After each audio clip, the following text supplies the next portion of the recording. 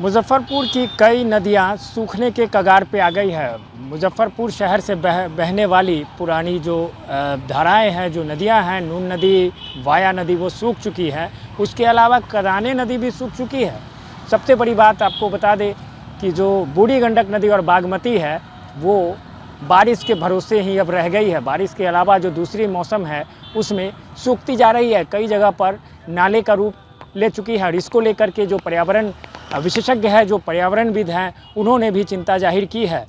लगातार जिस प्रकार से ग्लोबल वार्मिंग और जो जलवायु परिवर्तन हो रहा है, उसका कारण उन्होंने स्पष्ट किया है। उसके अलावा जो मानवीय गतिविधि है, खास करके जिस प्रकार से लगातार अवैध खनन किया जा रहा है और जो ह्यूमन एक्टिविटीज़ हो रहे हैं, पानी का अवैध निकासी और उसके अलावा जो पेड़ों की कटाई हो रही है, वो एक बड़ी चिंता का विषय है, जिसको लेकर पर्यावरणविद ने भी चिंता जताई है। जिस प्रकार से मुजफ्फरपुर, खासकर उत्तर बिहार की जो प्रमुख नदियां हैं, उस पर भी अब संकट के बादल मंडराने लगे हैं।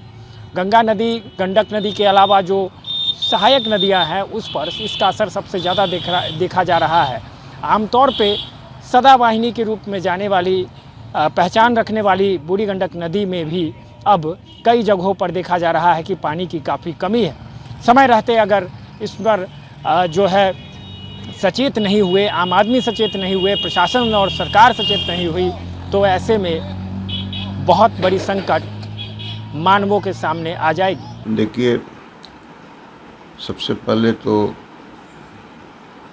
मैं यह बताना चाहूँगा कि बिहार जो है वो मुख्य रूप से नदियों का प्रदेश कहा जाता है। और झारखंड के अलग हो जाने के बाद भी बिहार को हम उत्तर बिहार और दक्षिण बिहार में बांट सकते हैं, और बीच में बांटने के लिए गंगा नदी है।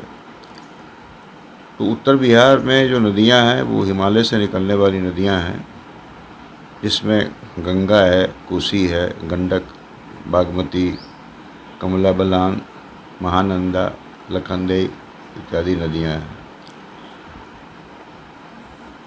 मुख्य नदियां जो है। और दक्षिण बिहार जो है उसमें पठारी नदियां हैं, जो पठारी मैदानों से होकर आती है, जिसमें कि सोन है, पुनपुन है, फल्गु है, कीवुल है, सकरी है, मोरहर है, ये सभी नदियां हैं। अब यहाँ पर प्रश्न आपने किया कि कुछ नदियां हैं, खासकर छोटी नदियां हैं, जो सूखने लगती हैं, सूख गई हैं, और इसका प्रमुख कारण क्या है। तो पिछले कई दशकों से हम देखते हैं कि बिहार की अनेक छोटी नदियां जो है वो संकट में है। कई नदियां वर्षा ऋतु के बाद जो है वो लगभग सूख जाती है। वर्षा खत्म हुआ 2-3 महीना के बाद जाड़ा आने आते वो सूख जाती है, गर्मी में पूरी सूखी रहती है। तो कई कारण इसके हैं। पहला तो है कि जलवायु परिवर्तन। अब वर्षा का स्वरूप बदल रहा है।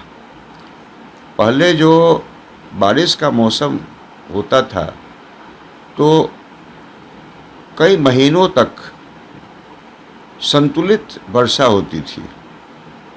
कुछ वर्षा जो है वह कई महीनों तक हुआ करती थी। अभी क्या है कि अभी वह कुछ दिनों में सिमट गई वर्षा, और काफ़ी वर्षा होती है। बहुत ज़्यादा पानी बरसता है, लेकिन कम दिनों के लिए ही बरसता है। इसका असर क्या होता है? इसका असर यह होता है कि जल के पुनर्भरण की क्षमता जो ज़मीन को है, वो पुनर्भरण कम हो जाता है। धीरे धीरे अगर बारिश होती रहे बहुत दिनों तक, तो धीरे धीरे मिट्टी जो है उसको एब्जॉर्ब करता रहेगा। तो पहला तो और मुख्य कारण उसका वो है। दूसरा, अतिक्रमण। नदी के किनारे, नदी पट्टी पर लोग खेती करने लगे, मकान बनाने लगे, व्यवसाय करने लगे। तो इससे नदी का जो प्राकृतिक प्रवाह है वो काफ़ी प्रभावित हुआ और बाधित हो गया। तीसरा कारण है बालू का अत्यधिक खनन। बालू लोग लाते हैं नदी के किनारे से ही, लेकिन उसका एक वैज्ञानिक तरीका है, कहाँ पर से कितना बालू निकालना है, उस तरीका को कोई अपनाता नहीं है और बालू को निकालता रहता है।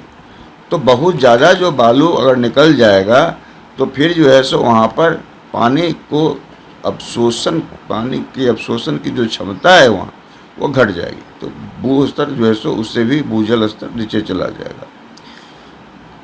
फिर भूजल का भी अत्यधिक दोहन है। शहर हो या देहात हो, आपका जो छोटा छोटा जल स्रोत है, तालाब है, कुआं है, उसका साथ ही साथ जो ग्राउंड वाटर है, जैसे चापाकल वगैरह से भी पानी निकालते हैं, हर जगह मोटर लगा हुआ है, बहुत नीचे गहराई तक पानी निकलता है। तो जनसंख्या की वृद्धि हुई और मौसम भी प्रतिकूल रहता है, गर्मी बहुत ज़्यादा रहती है, तो गर्मी में जो है सो और अधिक से अधिक आदमी पानी बाहर निकालता है। तो स्वाभाविक है कि पानी का जो स्तर है ज़मीन में, वो स्तर जो है सो काफ़ी नीचे चला जाता है। हर साल पानी का स्तर काफ़ी नीचे चला जाता है, और जिससे कि और भूजल का नदी के साथ गहरा संबंध है। इसको आदमी महसूस नहीं करता है, क्योंकि समझता है जैसे कि हम इधर कलमबाग रोड में बैठे हुए हैं, तो यहाँ पर तो नदी बहुत दूर है, गंडक, तो उससे क्या संबंध, अंदर ही अंदर का संबंध है।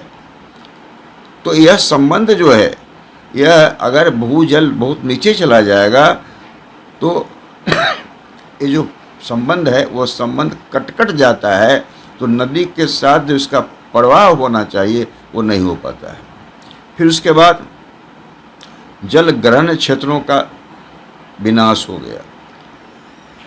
अब पेड़ों की कटाई हो गई, बहुत सारे तालाब हैं देहात में, देखते होइएगा कि तालाब सबको भर दिया गया वहाँ पर।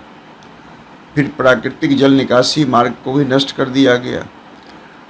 तो इस सबसे क्या होता है कि वर्षा का जो पानी होता है वो कहीं पर ठहरता नहीं है, बल्कि वो बह जाता है, इधर उधर बर्बाद हो जाता है।